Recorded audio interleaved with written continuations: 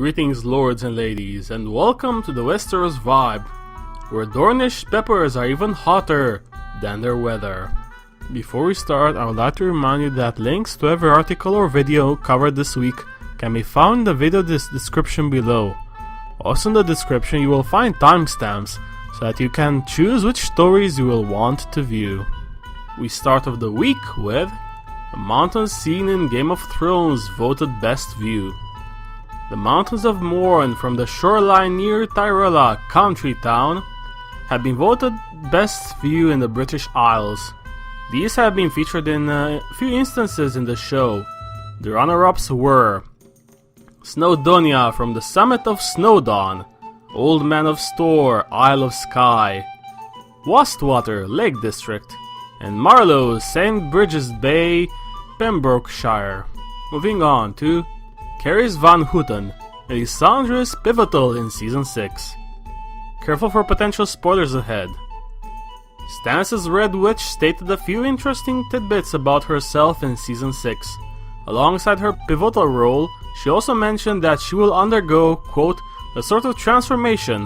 What exactly that means I haven't the beginning of a clue. Intriguing stuff about the transformation. Will she transform into a corpse after giving Jon her fire? Will we discover that she is in fact glamoured and much older than she appears? Will she become the 999th Lord Commander of the Night's Watch? Probably not that last one. We can only speculate. Next up, Hardhome wins Cinema Audio Society Award. Game of Thrones was up against shows like Better Call Saul, Homeland, House of Cards, and The Walking Dead. Congratulations to the audio professionals that were involved in that great episode. In other news, Natalie Dormer, Game of Thrones will run as long as it takes. In an interview promoting The Forest, her new film, the talk turned inevitably towards the show. Her statement was, I know that there's been a lot of powwows over the years about it. They'll take as long as they think it requires. David Benioff and Dan Weiss are savvy guys and great storytellers. For her answers to the Screw, Marry, Kill game, read the article, link down below.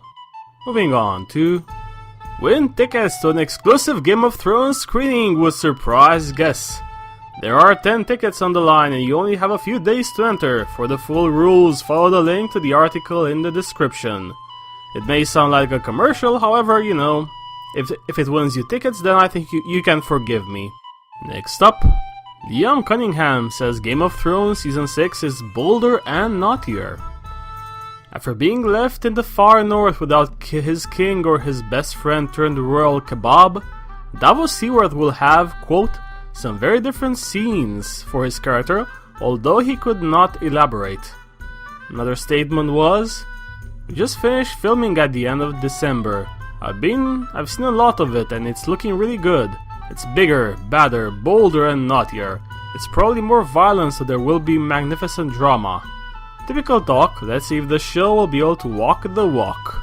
In other news, Maisie Williams defends Game of Thrones Season 5 and teases Season 6. In an interview for The Independent, Maisie unloaded some tidbits of information regarding Season 6 and addressed some things from the previous one. The two relevant statements were, coming into Season 6, I feel like it's really ramping up now, and story-wise it's matching the hype, which is exciting knowing that you've got just as strong stories to go along with the buzz of the end of Season 5.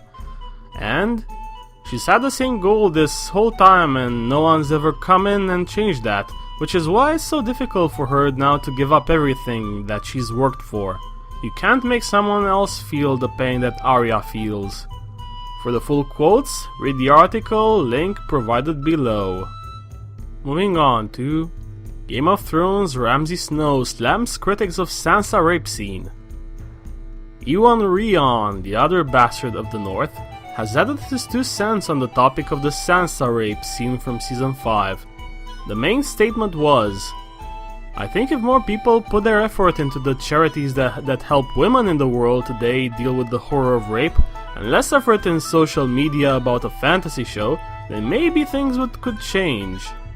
He then goes on to explain why and how the scene shouldn't have been so controversial and how it could have been much worse. For the full statements, follow the link to the article below. Next up, a story which barely touches the books and show. Marvel has cast Game of Thrones' Finn Jones as Iron Fist. Loras is jumping into another massive franchise show, playing Netflix's Iron Fist. We wish him luck, and here's hoping he will hand in an awesome performance. In other news, Game of Thrones cast on why working with CGI green screen is so tricky. It is known that many set pieces in the show feature numerous CGI elements, which are created meticulously by the animators. This article covers the cast's thoughts on working with the green screen, among which we have Maisie and Liam. For more details, please read the article. Moving on to Cunnningham says Game of Thrones end will be appalling.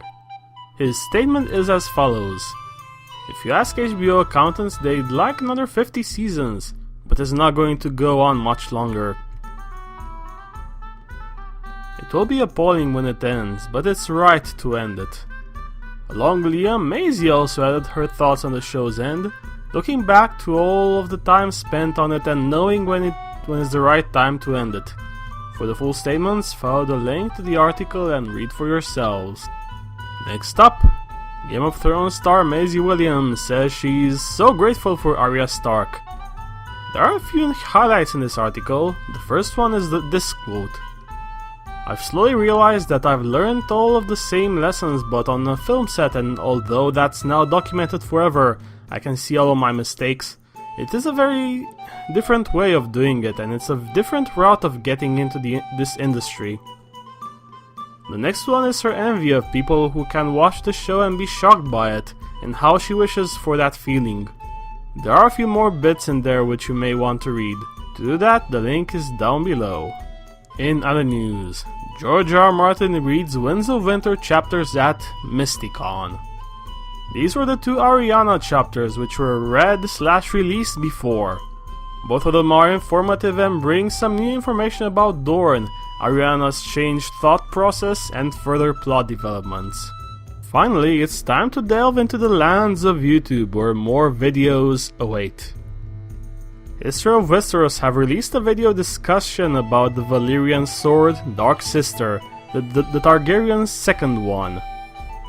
Vassals of Kingsgrave have released two videos this week, the first one filled with theories dealing with Jon and Daenerys' parentage, and the second about the Empire of E.T. Preston Jacobs has also released two videos, the last part of his Faceless series, and the video discussing the possibility that the world of Game of Thrones is actually a post-apocalyptic one. Emergency Awesome has released a video talking about the Long Night and the ancient history of Westeros. Red Team Review has released two videos, the first one dealing with Natalie Dormer's comments about the show, and the second about George's twist for a character who is still alive in the books, but not on the show.